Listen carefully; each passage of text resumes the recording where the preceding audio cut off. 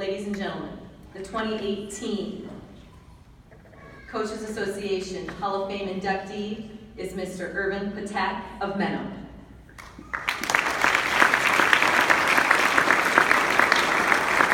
Coach Ptak coached for 38 years and served as an athletic director for 24 years. He began his coaching career as an assistant football coach in Brandon. The following year, he accepted the head football coaching position in Menno, which continued until 1974 with a career record of 89, 37, and 6. His teams recorded 2 undefeated seasons. In addition to football, he had several other coaching duties, including head boys basketball, assistant boys basketball, head boys and girls track and field, and junior high football. He was a member of the Region Track Committee and served as chairman from 1969 to 1997. After the 1974 season, Ptak became athletic director and principal. He continued to coach junior high football until his retirement in 1997.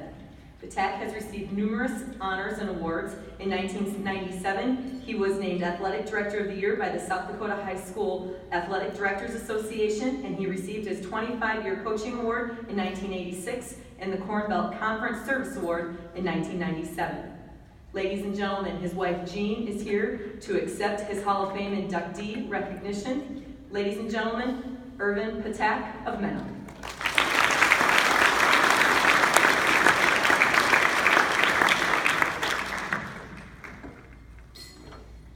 I want to thank the High School Coaches Association for this honor for my late husband. I'm glad that they have recognized all the dedication and things that he did to promote high school athletics. You can read his statistics, they're posted, but I think I'd like to tell you a little bit about the man himself. In 1951, a 13-year-old farm boy walked into the halls of Tabor High School. He had no intention of playing any athletics. He had his saxophone case, but no athletics. Well, the coach got a better look at him. This little young man that led me up to the stage here, if you put about 80 pounds on him, that's what Herb looked like as a freshman in high school. And of course, the coach was drooling. The Tabor High School 6-man football team was needy. I think the cheerleaders outweighed the defensive line at that time. I guess those Tabor boys were a little bit of late bloomers that year. Well, after a week of coaching, Herb agreed to put on the pads for the Tabor High School 6-man football team. Thus began his love affair with athletics. He was a stellar player in both football and basketball. He had lots of awards, lots of accolades. He was a very humble recipient of these and almost reluctant to receive them because he knew that it took teamwork. Sure, he made the touchdowns, but somebody had to open up the paths to let him get there. He could get the baskets in the hoop, but there were 4 other guys on the team. He kept that philosophy throughout his coaching career as well, teamwork. I particularly want to thank the Eisenbach family for all the things that they said about Jim's philosophy, because those were a lot of the same ones that Herb had. Years ago, your dad had said something about coaches that he admired. Although Jim never played for Herb, he said Herb was one of the coaches that he admired, and that really made Herb's day. He was very impressed by that. Herb, of course, excelled in both football and basketball, and the college coaches came. He had several offers, and he finally accepted the offer from Bob Burns to play at Augustana. Unfortunately, just weeks into the season, he contacted a very serious case of spinal meningitis. He was in the hospital for 3 weeks, lost over 30 pounds, and his season was done at Augustana. By spring, he had recovered enough that he could enroll at the University of South Dakota, Springfield. He played football for Jack Martin and basketball for Floyd Mitchell. Well, it was time to get out of college. He was 21 years old and he accepted an assistant coaching job at Brandon under Jack Lauer. The next year, Menno offered him a head football assistant basketball job.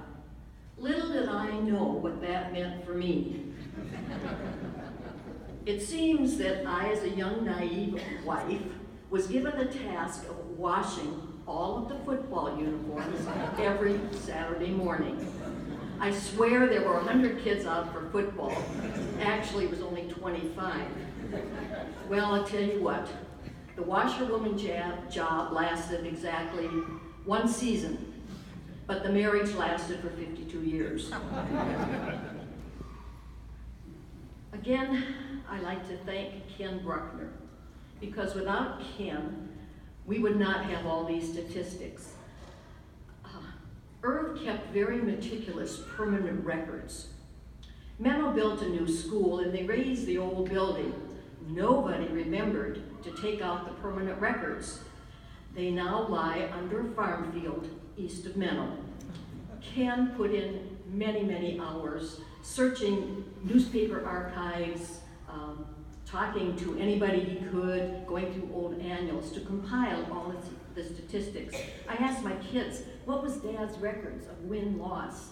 I'm sure Irv knew. He could probably give you all the statistics from every game, but he didn't ever talk about it. He knew, but he didn't think he had to share with the world. Thank you, Ken. He was principal in AD, and he quit the head job so that he could devote more time to those duties.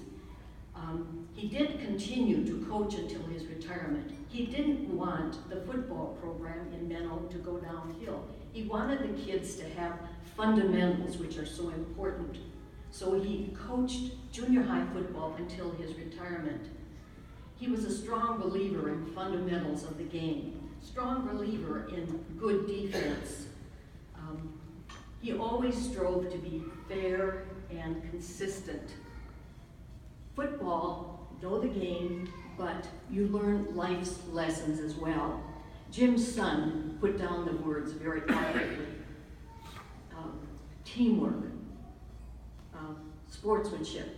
It's a lot more fun to win, but you have to learn to lose graciously also. Irv was a very dedicated, caring coach.